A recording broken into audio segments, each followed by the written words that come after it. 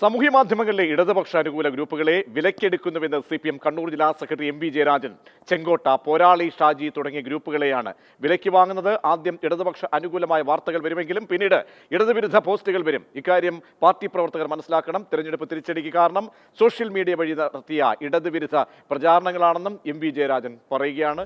ജയരാജന്റെ വാക്കുകളിലേക്ക്. കേരളത്തിൽ ഏറ്റവും കൂടുതൽ അധിക്ഷേപത്തിന് ഇരയായ ഒരാളല്ലേ ശൈല ടീച്ചർ? ഏറ്റവും കൂടുതൽ അധിക്ഷേപം, അതിനെല്ലാം നേതൃത്വം കൊടുത്തത് സോഷ്യൽ മീഡിയ സംവിധാനമല്ലേ? എങ്ങനെയാ സോഷ്യൽ മീഡിയയിലൂടെ ഇത് ചെയ്യുന്നത്? നമ്മളെ പാർട്ടി പ്രവർത്തകന്മാരും ഇടതുപക്ഷ പ്രസ്ഥാനത്തോട് കൂറുള്ളവരും ഒരു കാര്യം ഓർക്കണം, മനസ്സിലാക്കണം. അത് മറ്റൊന്നുമല്ല, ഇടതുപക്ഷമെന്ന് നമ്മൾ കരുതുന്ന സോഷ്യൽ മീഡിയയിലെ പല ഗ്രൂപ്പുകളെയും വിലക്ക് വാങ്ങുകയാണ്.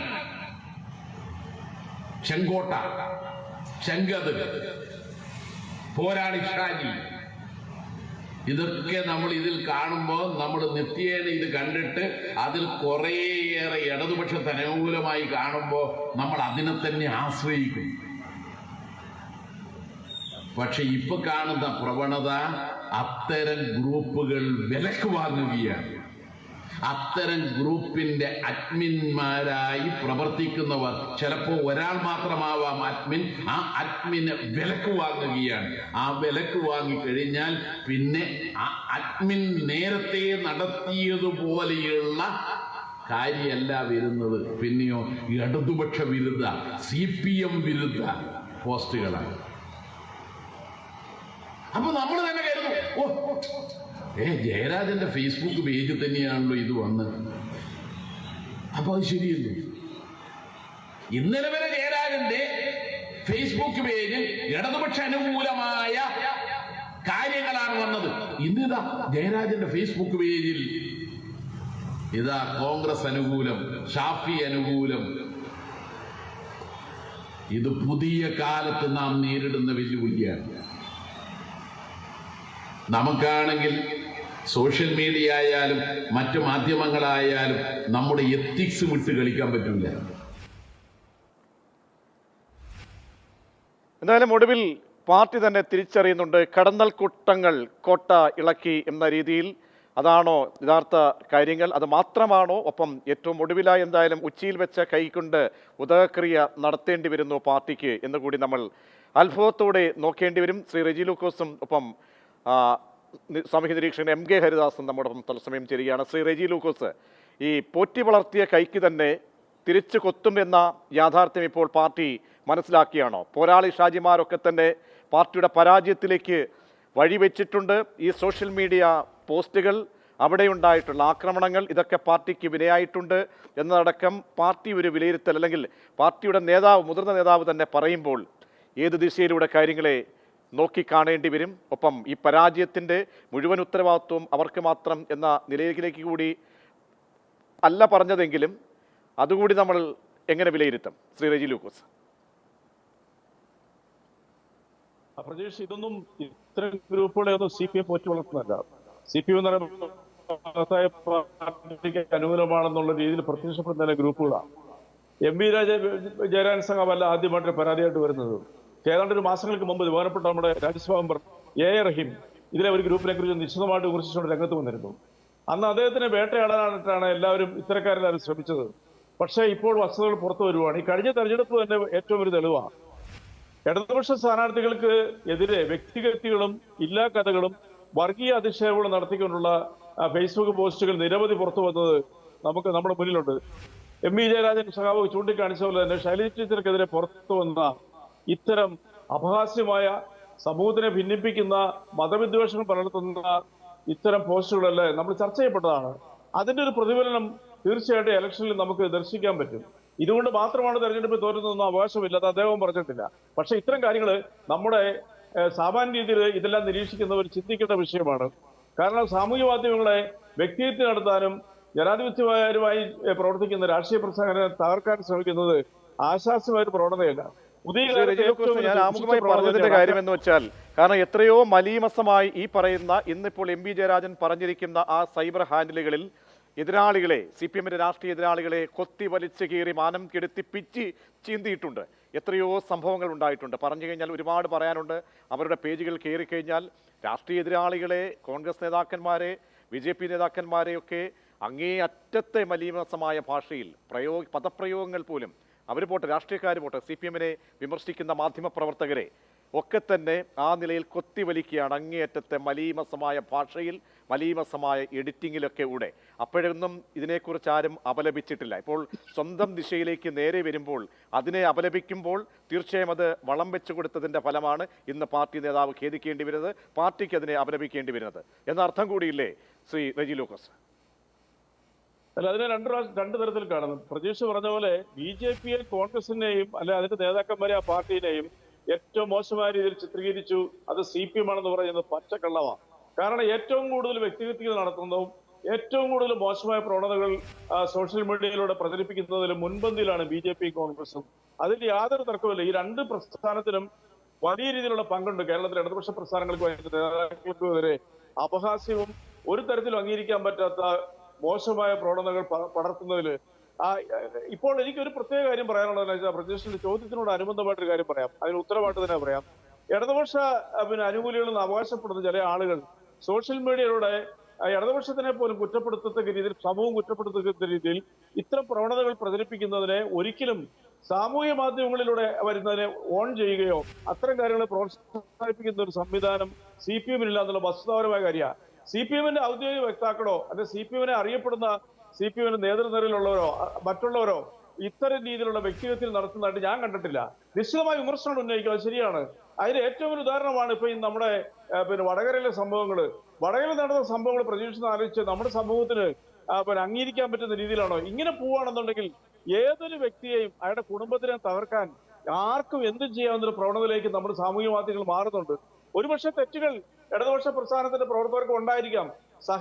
കെടുമ്പോൾ ഇത്തരം പ്രസ്ഥാനങ്ങളുടെ ആക്രമണത്തിൽ നിന്ന് സഹിയിടുമ്പോൾ അവരുടെ പക്ഷേ സാധാരണക്കാരെ പ്രവർത്തകർ പ്രതികരിച്ചിട്ടുണ്ടാവാം. അതിനൊന്നും ഞാൻ നിഷേധിക്കുന്നില്ല. യാഥാർത്ഥ്യം ഇത് വളം വിട്ടുകൊടുത്ത ആളുകൾ ഒരുപാട് പേര് വളം വിട്ടുകൊടുക്കുകയും അല്ലെങ്കിൽ താങ്കൾ പറഞ്ഞതുപോലെ ഇത് ഏറ്റെടുക്കുന്നില്ല എന്ന് പറഞ്ഞാൽ അത് പ്രചരിപ്പിക്കാൻ തക്ക രീതിയിൽ ഏറ്റുപിടിച്ച് ലക്ഷോപലക്ഷം വരുന്ന പാർട്ടിക്കാരടക്കം ഷെയർ ചെയ്യുന്നുണ്ട്. അതിൽ നേതാക്കന്മാരുടെ കാര്യമല്ല, പാർട്ടി പ്രവർത്തകർക്ക് ഇത്തരം വളമിട്ട് കൊടുത്തതിന്റെ ഫലം കൂടിയാണ്. ഞാൻ മടങ്ങിയെത്താൻ ശ്രീ MK ഹരിദാസ്.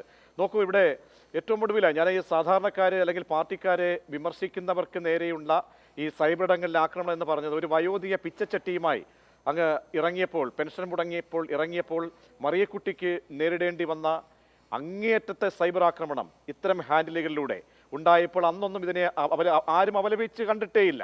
ഇപ്പോൾ സ്വന്തം നിലയിലേക്ക് വരുമ്പോൾ, അവിടെ കുലംകുത്തിയാകുമ്പോൾ, അവിടെ ഈ തിരിച്ചു കൊത്തുന്ന ഒരു സാഹചര്യം വരുമ്പോൾ അതിനെ അപലപിക്കുമ്പോൾ അത് പാർട്ടി ഇരന്ന് വാങ്ങിയതെന്നല്ലേ പറയാൻ കഴിയുള്ളൂ ശ്രീ MK ഹരിദാസ്?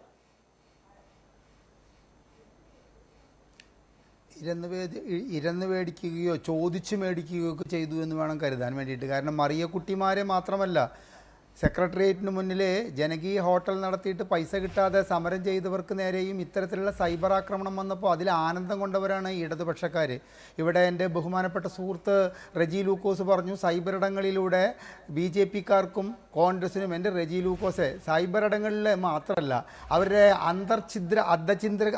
അന്തഛിദ്രം കൊണ്ട് തന്നെ ഇവിടുത്തെ UDF-ന്റെ ദയനീയ സ്ഥിതിയെക്കുറിച്ച് താങ്കൾക്ക് ബോധമില്ലേ? ആ ദയനീയ സ്ഥിതിയിൽ പോലും ഇത്രയും വോട്ട് വാങ്ങിക്കൊണ്ട് ഇത്രയും സ്ഥാനാർത്ഥികളെ ജയിപ്പിക്കാൻ അവർക്ക് കഴിഞ്ഞുവെങ്കിൽ ഞാനും നിങ്ങളും പ്രതിദാനം ചെയ്യുന്ന, അല്ലെങ്കിൽ ഞാൻ മനസ്സിലും നിങ്ങൾ പരസ്യമായും കൊണ്ടു നടക്കുന്ന പാർട്ടിയുടെ ഇന്നത്തെ അവസ്ഥയ്ക്കുള്ള കാരണം ഈ സൈബർ പോരാളികൾ അല്ല എന്ന് പറയാൻ ഞാനും നിങ്ങളും തയ്യാറാണ്. പക്ഷേ സൈബർ പോരാളികൾക്ക് കൂടി ഇതിൽ പങ്കുണ്ട് എന്നുള്ള കാര്യത്തിൽ ഒരു സംശയവുമില്ല. ക്യാപ്സ്യൂൾ രാഷ്ട്രീയത്തിൻ്റെ വക്താവാണ് ഇന്നിത് വിളിച്ചു പറഞ്ഞിരിക്കുന്നതെന്ന് താങ്കൾ ആലോചിക്കണം. നമ്മളയക്കുന്ന ക്യാപ്സ്യൂളുകൾ പരമാവധി എല്ലാവരിലേക്കും എത്തിക്കണമെന്ന് ഇത്തരം സൈബർ സഖാക്കൾക്ക് അങ്ങേയറ്റം പ്രോത്സാഹനം കൊടുത്തൊരു വ്യക്തിക്ക് താനത് ചെയ്തത് തെറ്റിപ്പോയി, അല്ലെങ്കിൽ പാർട്ടി അത് ചെയ്തത് തെറ്റിപ്പോയി എന്നുള്ള വിചാരം കൊണ്ട് ഇത്തരത്തിൽ വിളിച്ചു പറയേണ്ട അവസ്ഥ എന്ന് പറഞ്ഞു കഴിഞ്ഞാൽ അത് അങ്ങേയറ്റം അപലപനീയമായ കാര്യമാണ്. ധർമ്മടത്തെയും അതുപോലെ തന്നെ മട്ടന്നൂരിലെയും 60,000 വോട്ട് ശൈലജ ടീച്ചറും അതുപോലെ തന്നെ 52,000 വോട്ട് ഇപ്പോഴത്തെ മുഖ്യമന്ത്രിയും നേടിയ സ്ഥലത്ത് കേവലം 2,000 വോട്ടുകളിലേക്ക് UDF എന്ന് പറഞ്ഞു കഴിഞ്ഞാൽ താങ്കൾ ഒരു കാര്യം മനസ്സിലാക്കുക, ഐക്യമില്ലായ്മയാണ് UDF-ന്റെ മുഖമുദ്ര. ആ മുഖമുദ്രയുള്ള ഒരു ഐക്യമുന്നണി ഇത്രയും വോട്ട് നേടി കേരളത്തിൽ ജയിക്കേണ്ടി വന്നുവെങ്കിൽ താങ്കൾ മനസ്സിലാക്കേണ്ട ഒരു വലിയ സത്യമുണ്ട്. ബോംബ് രാഷ്ട്രീയത്തെയും ബോംബുണ്ടാക്കുന്നവരെയും പ്രോത്സാഹിപ്പിച്ച് അതിൽ മരണമടയുന്നവർക്ക് രക്തസാക്ഷി മണ്ഡപങ്ങൾ തീർക്കുമ്പോൾ കയ്യടിക്കുന്നവരെയും ഇത്തരത്തിൽ സൈബർ പോരാളികളായിട്ട് അതിനെ പ്രോത്സാഹിപ്പിക്കുകയും ചെയ്യുന്ന ഒരു വിഭാഗമുള്ളപ്പോൾ അതിൻ്റെ രണ്ടിരട്ടി പാർട്ടിയിൽ നിന്നും അകലുന്നു എന്ന് ഈ എം വി ജയരാജനെ പോലുള്ളവർ മനസ്സിലാക്കിയില്ല ശ്രീ റെജി ലൂക്കോസ്. അതിൻ്റെ കൂടി അപച്യുതിയാണ് ജനാധിപത്യം എന്താണെന്നും ജനാധിപത്യത്തിലൂടെ ഇടതുപക്ഷത്തിനെതിരെ പ്രവർത്തിപ്പിക്കാനുള്ള കരുനീക്കങ്ങൾ ഉണ്ടായിട്ടുണ്ടോ? പിന്നെ റെജി ലൂക്കോസ് പറയുന്ന ഒരു കാര്യമുണ്ടല്ലോ, കാരണം ഇവർക്ക് പാർട്ടിക്കാരുമായിട്ട് യാതൊരു ബന്ധവുമില്ല, അതും വിശ്വാസയോഗ്യമാണോ? അതെങ്ങനെ വിശ്വാസയോഗ്യമാവുക? ഇവരെയൊക്കെ വേണ്ട വിധത്തിൽ വെള്ളവും വളവും കൊടുത്ത് വളർത്തിയത് ആരാണ് പ്രതീക്ഷ? കൃത്യസമയത്ത് ഇത്തരക്കാർക്ക് തടയിടാൻ എന്തുകൊണ്ട് തയ്യാറായില്ല അദ്ദേഹം? ശ്രീ റെജി ലൂക്കോസ് നമ്മുടെ വടകരയിലേക്ക് ശൈലജ ടീച്ചറുടെ അവസ്ഥ ചൂണ്ടിക്കാട്ടി. എന്തായിരുന്നു ശൈലജ ടീച്ചറുടെ അവസ്ഥ? ഒന്നുമില്ലെന്നല്ലേ പിന്നീട് കേസെടുത്തിട്ട് എന്തെങ്കിലും ഒരു തെളിവ്? ശൈലജ ടീച്ചറെ ഇത്തരത്തിൽ അപമാനിക്കത്തക്ക തോതിലുള്ള ഒരു വീഡിയോ ഇറക്കി എന്ന് പറഞ്ഞിട്ടുള്ളതിൻ്റെ എന്തെങ്കിലും ഒരു തെളിവ് ആ സ്ത്രീക്കോ അതുപോലെ തന്നെ അവരെ പിന്തുണയ്ക്കുന്നവർക്കോ ഹാജരാക്കാൻ കഴിഞ്ഞോ? അപ്പോൾ ശൈലജ ടീച്ചർ മാത്രമൊന്നുമല്ല ശ്രീ റെജി ലൂക്കോസ്, കേരളത്തിലെ ഈ സൈബർ പോരാളികൾ അങ്ങേയറ്റം അവഹേളിക്കപ്പെട്ട ഒരുപാട് പേരിൽ ഒരാളാണ് ശൈലജ ടീച്ചറെങ്കിൽ അതിൽ ശൈലജ ടീച്ചറോടും പാർട്ടിയോടും അങ്ങേയറ്റം ദയനീയത എനിക്കുള്ളപ്പോൾ തന്നെ പറയട്ടെ, ഇന്ന് കേരളത്തിൽ രാഷ്ട്രീയപരമായിട്ട് എതിരാളികളായ രാഷ്ട്രീയക്കാരെ കരിവാരിത്തേച്ചുകൊണ്ട് അങ്ങേയറ്റം താറടിക്കാനുള്ള ഈ സൈബർ പോരാളികൾക്ക് എല്ലാവിധ ഒത്താശയും ചെയ്തിട്ടുള്ളതിൻ്റെ തലതൊട്ടപ്പന്മാർ ആരാണെന്ന് ചോദിച്ചാൽ അത് ഞാൻ മനസ്സിൽ കൊണ്ടു നടക്കുകയും താങ്കൾ പുറത്ത് പ്രകടിപ്പിക്കുകയും ചെയ്യുന്ന CPM എന്ന് പറയുന്ന പാർട്ടിയാണെന്ന കാര്യത്തിൽ യാതൊരു സംശയവുമില്ല.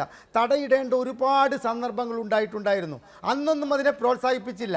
പാടത്ത് പണി, വരമ്പത്ത് കൂലി എന്നൊക്കെ പറഞ്ഞിട്ട് നേതാക്കന്മാരെ ഇത്തരത്തിലുള്ള വിഡ്ഢി പ്രസ്താവനകൾ നടത്തുമ്പോൾ അതിനെ ഏറ്റെടുത്തുകൊണ്ട് ഇത്തരം സൈബർ പോരാളികൾ പാർട്ടിക്ക് അത് വോട്ടാക്കി മാറ്റുമെന്നൊരു ധാരണ നിങ്ങളുടെ നേതാക്കൾക്ക് ഉണ്ടായതാണ് ഈ തിരഞ്ഞെടുപ്പിൽ നിങ്ങൾ തന്ത്രപരമായി നമുക്ക് ഉപയോഗിക്കാം. കാരണം ഈ സൈബറിടങ്ങളിലെ ഇത്തരത്തിലുള്ള മലീമസമായ കാര്യങ്ങളാണ് വടകരയിൽ ഉൾപ്പെടെ നമ്മുടെ പല മണ്ഡലങ്ങളിലും പ്രചാരണമായുധമായി എതിരാളികൾ ഉന്നയിച്ച് CPM-ന്റെ ഭാഗത്തുനിന്നുണ്ടാകുന്ന ഈ മലീമസമായ അത് എല്ലാ രാഷ്ട്രീയ പാർട്ടികളിൽ നിന്നും ഒരുപക്ഷെ ഉണ്ടാകും. പക്ഷേ കുറച്ചുകൂടി കടന്ന കൈ ഇന്ന് പാർട്ടിക്ക് ഖേദിക്കേണ്ടി വരുന്ന സാഹചര്യം. ഒരു പ്രേക്ഷകൻ ഇപ്പോൾ മോഹൻ PK എന്ന പ്രേക്ഷകൻ പറയുന്നു യൂട്യൂബിൽ, ഈ കൊണ്ടു നടന്നതും നീയച്ചാപ്പ, കൊണ്ടുപോയി കൊലിച്ചതും നീയച്ചാപ്പ, ഒരു വടക്കൻ ശൈലിയിലുള്ള ഒരു ഉപമയാണ്. അപ്പോൾ പാർട്ടിയെ സംബന്ധിച്ചോളം വലിയ ഒരു ഉത്തരവാദിത്വം ഉണ്ടായിരുന്നു മുളയിലെ നുള്ളിക്കളയാൻ. അത് ചെയ്യാത്തതിൻ്റെ കൂടിയല്ലേ ശ്രീ MK ഹരിദാസ് ഇപ്പോൾ ഈ പാർട്ടിക്ക് തള്ളിപ്പറയേണ്ടി വരികയും ഈ പരാജയത്തിൻ്റെ പടുകുഴിയിൽ നിൽക്കുമ്പോൾ ഒരു പ്രധാനപ്പെട്ട മറ്റൊരു ഘടകമായി ഇവർ മാറിയിട്ടുണ്ട് എന്ന് പറയേണ്ടി വരികയും ചെയ്യുന്നത്? ഞാൻ പ്രതീക്ഷ ചോദിച്ചതിന് ഞാൻ ഉത്തരം പറയാം. ആ പ്രേക്ഷകൻ്റെ ആ ഉപമയേക്കാൾ എനിക്ക് തോന്നുന്നത് കരിമ്പിൻ്റെ കേട് കമ്പാണ് എന്നൊരു ചൊല്ലുണ്ട് പ്രതീക്ഷ. കരിമ്പിൻ്റെ കേട് കമ്പാണ്. ആ തിരിച്ചറിവിനെക്കുറിച്ച് പല ഞങ്ങളെപ്പോലുള്ളവരൊക്കെ ചാനൽ ചർച്ചകളിൽ ഇത്തരം റെജി ലൂക്കോസൊക്കെ കേൾക്കച്ചിൽ വിളിച്ചു പറഞ്ഞിട്ടും അതൊന്നും ഇവർ കൃത്യസമയത്ത് ഇവരുടെ നേതാക്കളിലേക്ക് എത്തിച്ചിരുന്നുവെങ്കിൽ ചെറിയൊരു ചലനം ഇത്തരം കാര്യങ്ങളിലൂടെ ഇത്തരം സൈബർ സഖാക്കൾക്കായാലും ഇത്തരം നമ്മൾ പറയില്ലേ, അതായത് MB ഗോവിന്ദനും MM മണിയും വിളിച്ചു പറയുകയാണ്, ഞങ്ങൾ കൊന്നവരുടെ കണക്ക് വേണമെങ്കിൽ കേട്ടോളോ, ഞങ്ങൾ രാഷ്ട്രീയ എതിരാളികളെ കൊന്നവരുടെ കണക്ക് വേണമെങ്കിൽ കേട്ടോളോ എന്ന് വിളിച്ചു പറഞ്ഞത് അങ്ങേയറ്റം അഭിമാനത്തോടു കൂടി കാണുന്ന പാർട്ടി പ്രവർത്തകരും പാർട്ടി അനുഭാവികളും പാർട്ടിയുടെ പാർശ്വവർത്തികളായിട്ടുള്ള ഒരു ആണ് എന്ന് തെറ്റിദ്ധരിച്ചവരാണ് ഇവർ. അതിനെ കൈയടിക്കുമ്പോൾ തന്നെ ഇത്തരം വിളിച്ചു പറയലിലൂടെ ഇതൊരു കൊലയാളി പാർട്ടിയാണെന്ന് ധരിച്ചുകൊണ്ട് ഈ പാർട്ടിയുടെ ഓരം ചേർന്ന് നടന്നിരുന്ന ഒരുപാട് പേർ ഈ പാർട്ടിയിൽ നിന്നും അകന്നു പോകുന്നുവെന്ന് MB ഗോവിന്ദനും മനസ്സിലാക്കിയില്ല, MM മണിയും മനസ്സിലാക്കിയില്ല. അവരെ പ്രോത്സാഹിപ്പിക്കുന്ന ഇത്തരം കുട്ടി സഖാക്കളും മനസ്സിലാക്കാതെ പോയതിൻ്റെ ദൂഷിത ബലമാണ് ഈ തിരഞ്ഞെടുപ്പ് ഫലം. എനിക്കൊക്കെ പ്രതീക്ഷ അങ്ങേറ്റം വിഷമമുണ്ട്. ഇവിടെ UDF-നേക്കാൾ ഇവിടെ നിന്നു പോകേണ്ട ഒരു പാർട്ടി ഇടതുപക്ഷമാണെന്ന കാര്യത്തിൽ സംശയമില്ല. കാരണം പാവപ്പെട്ടവൻ്റെ വിശപ്പറിയുന്നതിൻ്റെ ബുദ്ധിമുട്ട് കൂടുതൽ മനസ്സിലാക്കാൻ ഇടതുപക്ഷം കേരളത്തിൽ വേണമെന്ന് വിശ്വസിക്കുന്ന എനിക്കൊക്കെ ഈ തെരഞ്ഞെടുപ്പ് ഫലം അങ്ങേയറ്റം മനസ്സിന് വേദനയുണ്ടാക്കുന്നുവെങ്കിലും ഇന്നലെ മുഖ്യമന്ത്രി നിയമസഭയിൽ പറഞ്ഞ കാര്യം ഒന്ന് ആലോചിക്കണം. ഞങ്ങൾ തോറ്റ കാര്യം നിങ്ങളവിടെ നിൽക്കട്ടെ, നിങ്ങളുടെ വോട്ട് കുറഞ്ഞ കാര്യത്തെക്കുറിച്ചിട്ട് നിങ്ങൾ പറയൂ. നിങ്ങൾ അഹങ്കരിക്കരുത്. ജയിച്ചതിൽ ഞങ്ങൾക്ക് കിട്ടേണ്ടതായ വോട്ട് കിട്ടിയിട്ടുണ്ട്. നിങ്ങൾ ജയിച്ചതിലല്ല, നിങ്ങളുടെ വോട്ട് പോയതിനെക്കുറിച്ച് നിങ്ങൾ അന്വേഷിക്കൂ. ഇങ്ങനെയൊക്കെ പറയുന്നൊരു മുഖ്യമന്ത്രിയെയും ഇങ്ങനെയൊക്കെ പറയുന്നൊരു പാർട്ടി നേതാവിനെയുമാണോ ഈ സന്ദർഭത്തിൽ കേരളത്തിന് ആവശ്യം? അപ്പോൾ ഇത്തരക്കാരുടെ ഇത്തരം വാക്കുകൾ കേട്ടുകൊണ്ട് ഇത്തരം സൈബർ പോരാളികളുടെ തുള്ളലിന് താളം ചവിട്ടാൻ ഈ MV ജയരാജൻ അടക്കമുള്ളവർ തയ്യാറായതിൻ്റെ ദൂഷിത ഫലം അനുഭവിക്കാനുള്ളൊരു സമയം അവർക്ക് ഇലക്ഷനിലൂടെ കിട്ടിയെങ്കിൽ അത് കൃത്യമായി മനസ്സിലാക്കിയിട്ടാണ് MV ജയരാജൻ്റെ ഇന്നത്തെ ഈ പ്രസ്താവനയും പ്രസംഗവും. പ്രതീക്ഷ ഒരു കാര്യം മനസ്സിലാക്കുക, അദ്ദേഹത്തിൻ്റെ പ്രസംഗം കേട്ടിരിക്കുന്നവർ മുഴുവൻ അദ്ദേഹത്തെ പിന്താങ്ങുന്നവരാണെന്ന് അദ്ദേഹം വിചാരിക്കുന്നുണ്ട്. അല്ല, ഈ വിഷയത്തെക്കുറിച്ച് അദ്ദേഹം എന്ത് പറയുന്നു എന്നറിയാൻ വന്നിട്ടില്ല. പാർട്ടിയുടെ ഓരം ചേർന്ന് പാർട്ടിയെ സപ്പോർട്ട് ചെയ്യുന്ന വലിയൊരു വിഭാഗം കൂടി അവിടെയുണ്ടെന്ന് അദ്ദേഹത്തെ പോലുള്ളവർ മനസ്സിലാക്കണം. അത്തരക്കാരാണ് ഇവർക്ക് 35% വോട്ടുണ്ടെന്ന് വിചാരിക്കുക. ആ വോട്ട് ഇവർക്ക് കിട്ടും. പക്ഷേ അത് 37% ആവണമെങ്കിൽ ഈ പാർട്ടി എന്ത് ചെയ്യുന്നു, ഈ ഗവൺമെൻറ് എന്ത് ചെയ്യുന്നു, ഇവരുടെ ധാർഷ്ട്യവും ഇവരുടെ ധൂർത്തും എവിടെ കൊണ്ട് ചെന്ന് എത്തിക്കുന്നു എന്ന് നോക്കുന്ന ഒരു 2% ആ 2% കൂടി തൃപ്തികരമാകുന്ന ഒരു ഭരണം കാഴ്ചവെക്കാൻ പറ്റാതെ പോയതിൻ്റെ ബലം കൂടിയാണ് ഈ തിരഞ്ഞെടുപ്പ് ഇടതുപക്ഷ ജനാധിപത്യ മുന്നണിക്ക് നൽകുന്നത് എന്ന ബോധവും ഇത്തരത്തിൽ കയറൂരി വിടുന്ന സൈബർ സഖാക്കളൊക്കെ ഭാവിയിൽ പാർട്ടിക്ക് ദോഷം ചെയ്യുമെന്നുള്ളൊരു ബോധവും ഉണ്ടാവുന്നത് പാർട്ടിക്ക് നല്ലതാണെന്നാണ് എനിക്ക് പറയാനുള്ളത്. പോരാളി ഷാജിമാർ പാർട്ടിക്ക് പാരയായോ എന്നാണ് നമ്മൾ ചർച്ച ചെയ്യുന്നത്. ശ്രീ റെജി ലൂക്കോസ്, ഈ വലിയ പരാജയത്തിൻ്റെ പഠനങ്ങളിലേക്കും തിരുത്തലുകളിലേക്കും ഒക്കെ കടക്കുമ്പോൾ അത് എല്ലാ സർവ്വതല സ്പർശിയായിരിക്കണം, ആ രീതിയിലായിരിക്കുമെന്ന ഒരു ഉറപ്പ് എന്തായാലും അതാണ് നമ്മൾ പ്രതീക്ഷിക്കുന്നത്. അങ്ങനെ വരുമ്പോഴാണ് ഈ പാർട്ടിക്കും സ്വന്തമായിട്ടുള്ള സൈബർ ഇടങ്ങളുണ്ട്. പാർട്ടിയുടെ ആശയങ്ങൾ ജനങ്ങളിലേക്ക് എത്തിക്കാൻ എല്ലാ തലത്തിലുമുള്ള സംവിധാനങ്ങളും ഉള്ളപ്പോഴാണ് ഇത്തരത്തിലുള്ള മലീമസമായിട്ടുള്ള ഒരു പ്രൊഫൈലുകൾ അല്ലെങ്കിൽ സൈബർ ഇടങ്ങളിൽ നിന്നുള്ള ഹാൻഡിലുകൾ, അവിടെയൊക്കെ നോക്കൂ, ലക്ഷോപലക്ഷം പേരാണ് ഇതിനെ ഫോളോ ചെയ്യുകയും ഇതിനെ ലൈക്ക് ചെയ്യുകയും ഷെയർ ചെയ്യുകയൊക്കെ ചെയ്യുന്നത്. അതിൽ ഭൂരിഭാഗവും പാർട്ടിക്കാരുണ്ട്. അപ്പോൾ പാർട്ടിക്ക് നല്ലത് പാർട്ടിയുടെ കോണിലേക്ക് അല്ലെങ്കിൽ രാഷ്ട്രീയ എതിരാളികളെ മാത്രം ചെയ്യുമ്പോൾ അതൊരു ഫലഭൂയിഷ്ടമായ മണ്ണാണ് എന്ന് കണ്ടിരിക്കണം. ഇല്ലെങ്കിൽ പാർട്ടിക്ക് വിനയാകുന്നതാണെങ്കിൽ സൈബർ വിഭാഗം ഒരു സംസ്ഥാനം ഭരിക്കുന്ന പാർട്ടിയാണ്. സൈബർ ഇടങ്ങളിലൂടെ നിരീക്ഷണമൊക്കെ ശക്തമാക്കാനുള്ള സംവിധാനമൊക്കെ ഉണ്ട്. അപ്പോൾ പാർട്ടി തന്നെയാണ് ഈ സംവിധാനങ്ങളെ ആശ്രയിക്കുന്നത്. അതല്ല എന്ന് നമുക്ക് പറയാൻ കഴിയില്ല. താങ്കൾ നേരത്തെ പറയുന്നത് പോലെ അത് നമുക്ക് അപ്പാടെ അങ്ങ് വിഴുങ്ങാനും കഴിയില്ല. അപ്പോൾ ഇത്തരം കാര്യങ്ങളിലൊക്കെ MV ജയരാജൻ എന്ന നേതാവ് പറയുന്നതിനപ്പുറത്തേക്കുള്ള പരിശോധനകളും തിരുത്തലുമൊക്കെ പ്രതീക്ഷിക്കാമോ എന്നാണ് ചോദ്യം.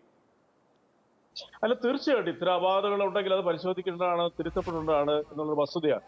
പക്ഷേ പ്രിയപ്പെട്ട ഹരിദാസ് സാറിനോട് ഞാനൊരു കാര്യം പറയാം. MV ജയരാജൻ സഖാവ് അല്ല ഇത് ആദ്യമായിട്ട് പ്രകടിപ്പിച്ചത്. ബഹുമാനപ്പെട്ട AR റഹീം MP മാസങ്ങൾക്ക് മുമ്പ് തന്നെ ഇപ്പോൾ ഈ പ്രതിപാദിച്ചതിലെ ഒരു ഗ്രൂപ്പിനെതിരെ ശക്തമായ ഇതിൽ മുന്നോട്ട് വന്നു. അന്ന് അദ്ദേഹത്തിന്റെ വ്യക്തിഗത നടത്തുമായിരുന്നു. അതുപോലെ തന്നെ കേരളത്തിൽ ഏറ്റവും കൂടുതൽ വ്യക്തിഗത നേരിട്ടുള്ള ഒരാളാണ് ബഹുമാനപ്പെട്ട മുഖ്യമന്ത്രി പിണറായി വിജയൻ.